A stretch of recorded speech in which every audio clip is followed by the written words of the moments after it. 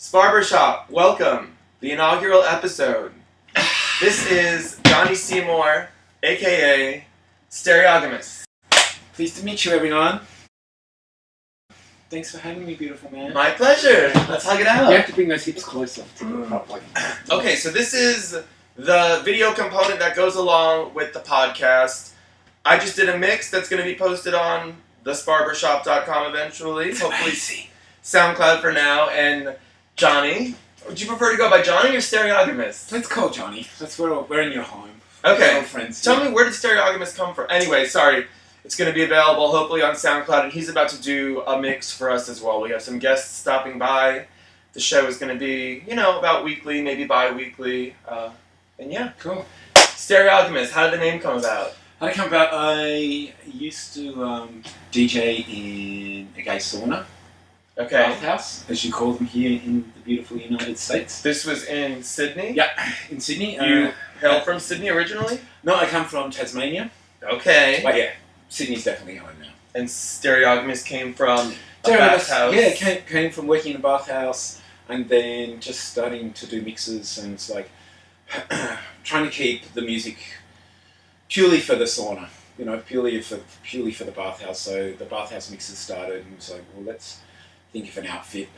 And monogamous just sounds so limiting. Yeah. But stereogamous just sounds more inclusive. And how does the bathhouse sound factor into your sets now, and the set that you're going to play here on Sparber Shop tonight? I have obsessive compulsive music disorder. Do you think all DJs do? Yeah, definitely. Note to viewers or future DJs.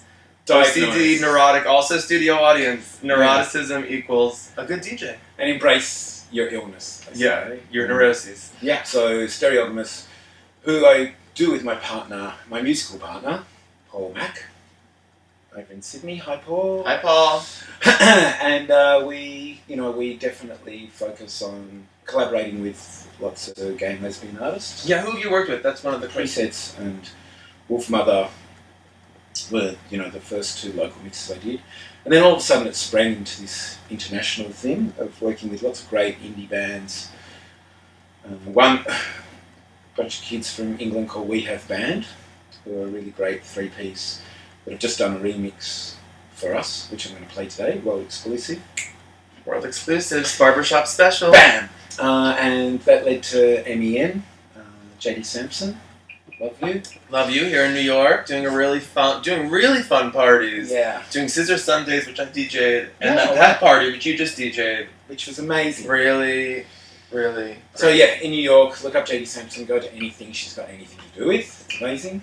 I started a party when I first moved to Sydney, and we just turned 18. Okay, what's it called? It's called Club Kooky. Okay, still going on? Still going strong. We had our 18th birthday at the Opera House. And Kim Ann Foxman and Aria Negro and Sean J. Wright all came and performed. Okay. Off camera, he told me he had met Kylie Minogue in Ibiza. My obvious first thought when you say gay Australian DJ is Kylie Minogue, and then I resisted the temptation to ask you about it. We turned off the camera and you brought it up, so now... Yeah, it's cool. Well, Kylie, if you've never heard of Kylie, she's like Dorothy. Who has not heard of Kylie Minogue? Well, there are people out there. Okay. There are people out there, Do your homework. So Kylie, she's like Dorothy from The Wizard of Oz done to Australia. She's a cultural icon, and somehow, the process, the genesis was, we did a remix for JD Sampson that got heard by James Murphy. We did a remix for LCD Sound System, and that was released on Parlophone. Yeah. Kylie's label manager loved it and said, let's get Stereogamous to Kylie's launch in Ibiza. So we ended up there. And you had never met her in Australia? Well, no, and that's where the I'm not going to say you've never been to her concerts. I'm sure you've seen her. Yeah, no, many times. We sort of it was kind of like a record company old school junket where there was an interview and a live PA at Pasha, Ibiza. Okay. Which Swedish House Mafia were playing at. Wow, you were in the thick of it. Yeah, and at 5 o'clock, the music stopped. People started booing. Okay. Because the music had stopped and they thought the club was closing. And Kylie sort of walked out on stage with a microphone. And it was kind of disturbing, but the show finished, and then, you know, that was it. I was like, oh, that's kind of unsatisfying. The next night, I was in a restaurant, and her label manager came up and was like, left an album, you know, did you listen to it? I was like, yes. Which album, do you remember? It was Aphrodite. Okay. And he said, pick a song. I was like, well, we listened to it, and the song we love is Cupid Boy. Okay. And the reason why is because this is the song that I can imagine two guys doing poppers and singing to each other. Yeah. And he was like, great. I've never heard a pitch like that before, but you've got it. We'll send the parts to you. Good night. I've got to take my wife and kids home.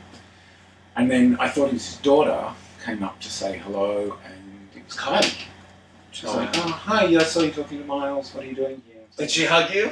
Not first. Okay. But she's like, you know, what are you doing here? I was like, we're here for you, darling. Yeah.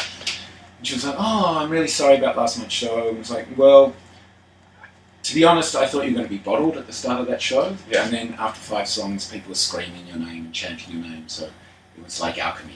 You know, you turned something super dark into something golden. Yeah. So bless you for doing that. That's the magic of Kylie Minogue, I imagine. Yeah, and bless her, she was like, I'm going to get you a drink. And goes to the bar and comes back. Where Kylie Minogue? Yeah. So she went off and got me a vodka cranberry and one for herself. Okay. And then I had this little exchange. Was like, look, you probably won't remember me, but 5 years ago I came to London and Paris and DJ'd for your lingerie parade. Okay. Love Kylie. And she was like, oh, sauna sessions. Oh, she knew it? Yeah, I was like... Sauna sessions is his mix. And that was my compilation from the sauna that I gave to her, and she was like, yeah, a gay makeout album? Wow. And she told me that she's held onto that CD, all her gay friends burn it and try and steal it from her, but she hangs onto it and she loves it. And then we ended up taking her dancing till 7 in the morning. Wow. Amazing. So, what are your latest productions or, you know, news that you want to share with us? And then we're going to get into the mix. Yeah.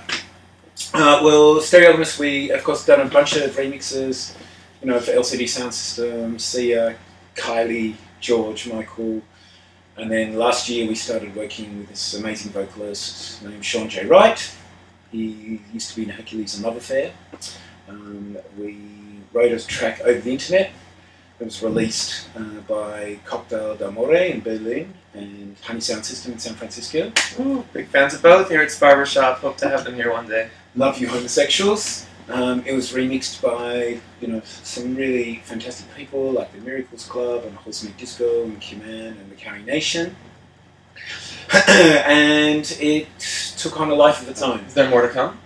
Yeah, I think we're going to do an album.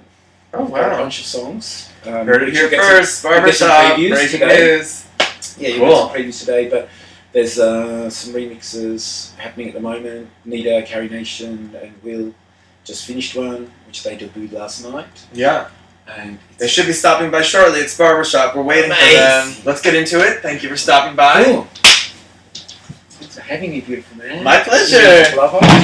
Yeah.